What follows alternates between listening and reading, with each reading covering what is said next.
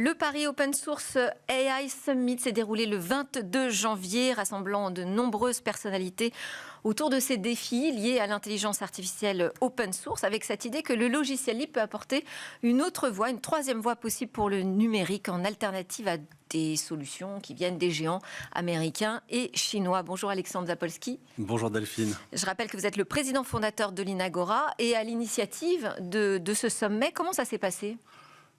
Très très bien. On avait beaucoup de monde, il y a eu plus de 450 inscrits. On l'a fait dans un lieu d'exception, l'Institut de France, là au siège des 5 académies françaises. D'ailleurs, Cédric Villani, qui est un des académiciens fameux, nous a fait l'honneur de venir inaugurer en fait notre journée. Et on avait tout au long de la journée des intervenants vraiment de très grande qualité et qui sont venus un peu partout d'Europe. Et donc, voilà, et je pense qu'on a réussi à démontrer que cette IA open source française, européenne, existait réellement, qu'il y avait une communauté extrêmement forte. C'était un véritable pari quand on a lancé la communauté OpenLLM France, il y a maintenant près de 2 ans de ça. Elle est forte de près de 900 membres, cette communauté OpenLLM France.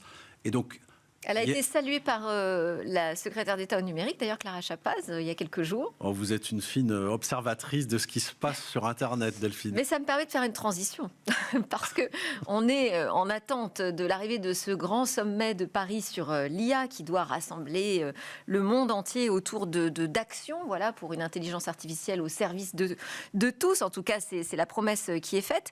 Vous aviez envisagé ce sommet IA Open Source comme un tremplin, finalement, vers ce sommet de Paris. Vous deviez partager des recommandations, vous dites actionnables. Alors, qu'est-ce qui en est sorti ? Oui, c'est ça. Qu'est-ce qu'il en est sorti ? L'idée qu'il faut continuer à investir dans les moyens de calcul, indépendamment d'ailleurs des grands programmes d'investissement qui peuvent avoir lieu ailleurs dans le monde, le fameux Stargate américain. Et donc, il faut que la France, l'Europe continue en fait à investir dans ces data centers publics et privés. On a besoin absolument de datasets open source et donc il y a la nécessité. Il y a une chose dont on ne manque pas en fait en Europe, ce sont des administrations publiques et des agences publiques. Elles produisent tous en fait énormément de data et donc il faut que ce sommet soit l'occasion, le sommet AI Action Summit, d'une prise de décision collective pour mettre à disposition ces datasets de la communauté qui fait l'IA open source. Et puis troisième élément, l'idée qu'il ne faut pas faire en franco-français et il ne faut pas faire en publico-public. Je m'explique. Il devrait y avoir une grande fondation pour l'IA qui devrait être annoncée au moment de AI Action Summit. L'idée, c'est que nous, le message qu'on passe aux autorités, c'est surtout ne faites pas ça uniquement dans la sphère publique, entre vous, qu'avec de la recherche publique. Associez, s'il vous plaît, la société civile et les entreprises. Il n'y a que comme ça, en fait, qu'on va y arriver. On en est où aujourd'hui ? Vous avez commencé à évoquer un peu les chiffres de la communauté open source. Elle représente quoi en France, en Europe, dans les développements de l'IA ? On l'a pas encore quantifié. Le Paris Open Source AI Summit, c'était la première fois qu'il y avait un événement physique qui avait lieu pour réunir cette communauté, cette dynamique. Mais ce qui est sûr, c'est qu'il y a déjà un grand nombre en fait d'entreprises. Et donc hier, on avait vraiment le plaisir d'accueillir nos co-compétiteurs, les gens de Pléias, les gens d'Opsy, les gens de Croissant LLM. Et donc on voit bien qu'on est en train de...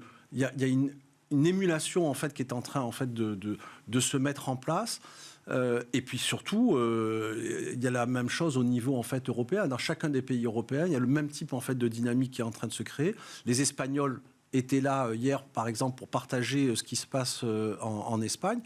Et puis on est en train de s'apercevoir que tout un tas de pays dans le monde, y compris des très grands comme la Chine, ont compris que l'open source était le moyen, y compris pour eux, d'être capable de changer la donne et d'être capable de rivaliser par rapport aux IA commerciales américaines. Et donc, justement, comment est-ce que vous réagissez face aux annonces ? Vous avez parlé de Stargate, c'est au moins 500 milliards de dollars sur des projets de data center sur 4 ans aux États-Unis. Comment est-ce que vous réagissez face à l'actualité américaine ? Comment se positionne la communauté open source ? Vous avez prononcé combien de fois le mot souveraineté, en gros, dans le sommet, hier? On l'a prononcé un certain nombre de fois, mais ce qui est intéressant, c'est que ce qui ressort du Paris Open Source AI Summit, c'est que, dans le fond, on est, nous, une communauté qui n'avons pas peur. Et moi, c'est vraiment quelque chose... Je pensais effectivement qu'il allait avoir les sempiternels messages d'inquiétude, etc. Et je n'ai pas du tout senti ça. Gilles Babinet, par exemple, nous a appelé, il a fait un grand plaidoyer pour que on réapprenne le goût du risque en fait en Europe. Et moi, j'ai trouvé son intervention tout à fait remarquable. Et il y avait un véritable élan. Guillaume Avrin, qui est le coordinateur français en matière d'IA, se voulait aussi très offensif. Et donc, il nous a appelés à pas passer notre temps à regarder ce qui se faisait du côté des États-Unis. Certes, il y a de l'investissement, mais c'est de l'investissement aux États-Unis sur des technologies américaines. Alors bien sûr, ça va profiter aux entreprises américaines. Le vrai sujet, c'est qu'il faut que nous, on agisse en Européens pour les Européens. Le vrai sujet, c'est de faire en sorte qu'il y ait des moyens, il y ait des budgets qui soient consacrés en Europe pour investir dans l'IA européenne. C'est ça, en fait, notre vrai sujet. Donc, il nous faut notre feuille de route, quoi. Oui, et puis en même temps, il faut que les grands comptes européens, parce qu'on a des très grandes entreprises européennes, il faut que ces grandes entreprises européennes fassent confiance à l'IA européenne, et en particulier l'IA open source, et investissent finalement dans nos technologies. Il n'y a aucune fatalité. Merci beaucoup, Alexandre Zapolsky. Un excellent mot pour terminer votre interview. Je rappelle que vous êtes le président fondateur de l'Inagora. Merci encore. Juste, oui. On retrouve Lucie qui a été annoncée hier sur lucie.chat et n'importe qui peut venir tester et évaluer Lucie pendant 1 mois. C'est gratuit. Voilà, LLM open source. Merci beaucoup. On enchaîne avec notre débat sur climat et résilience des infrastructures numériques.